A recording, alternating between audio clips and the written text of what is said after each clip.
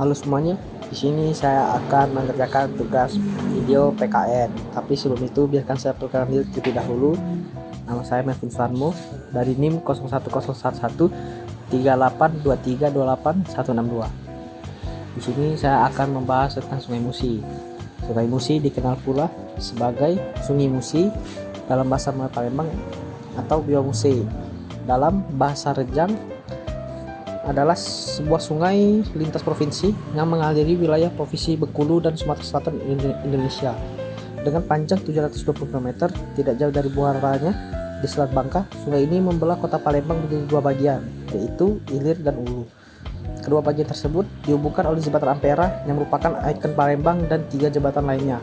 Sejak zaman Kerajaan Sriwijaya hingga sekarang, sungai ini terkenal sebagai sarana transportasi utama bagi masyarakat. Sungai Musi terkenal di Provinsi Sumatera Selatan, sekaligus merupakan sungai terpanjang di Sumatera dan salah satu sungai terpanjang di Indonesia. Air Sungai Musi menjadi kuning kecoklatan alias keruh. Itu terjadi karena perubahan warna itu berasal dari tanah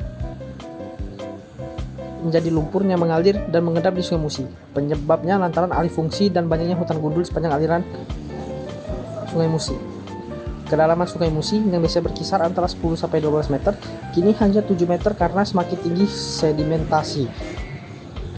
Palembang merupakan pertemuan 8 sungai yang kemudian disebut anak Sungai Musi, yaitu ada Sungai Komering, Sungai Ogan, Sungai Lematang, Sungai Lakitan, Sungai Batanghari, Leko, Sungai Kelingi, Sungai Rupit, dan Sungai Rawas.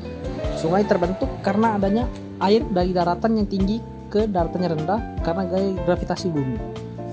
Sejarah nama Sungai Musi tidak terlepas dengan kegiatan perdagangan Indonesia di kawasan-kawasan Sumatera, terutama di kawasan Selat Bangka, banyak dijadikan tempat pemberhentian oleh para pedagang termasuk pedagang dari Cina.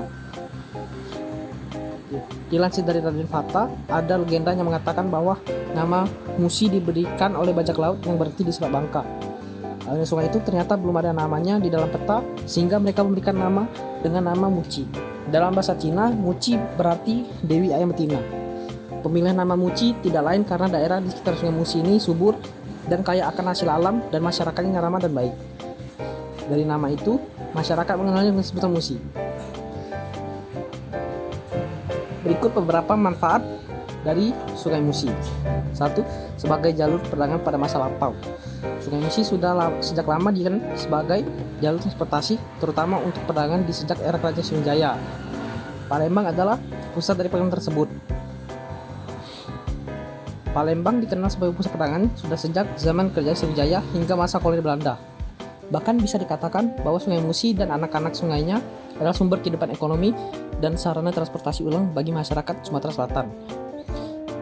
Termasuk ketika Belanda melakukan eksplorasi pertambangan di Sumatera Selatan, Sungai Musi juga digunakan untuk mengirim bahan tambang dan hasil bumi lainnya. Yang kedua, yaitu sebagai pemukiman di tepi sungai. Pada masa kolonial Belanda, gencar melakukan pembangunan bahkan sampai menutup sungai. Seiring peningkatan jumlah penduduk, banyak masyarakat yang menganggap tepian sungai sebagai tempat tinggal. Yang ketiga, di mana paling umum, yaitu sebagai jalur transportasi dan wisata. Dan untuk perdagangan, Sungai Musi juga menjadi jalur transportasi utama di masa lalu hingga sekarang.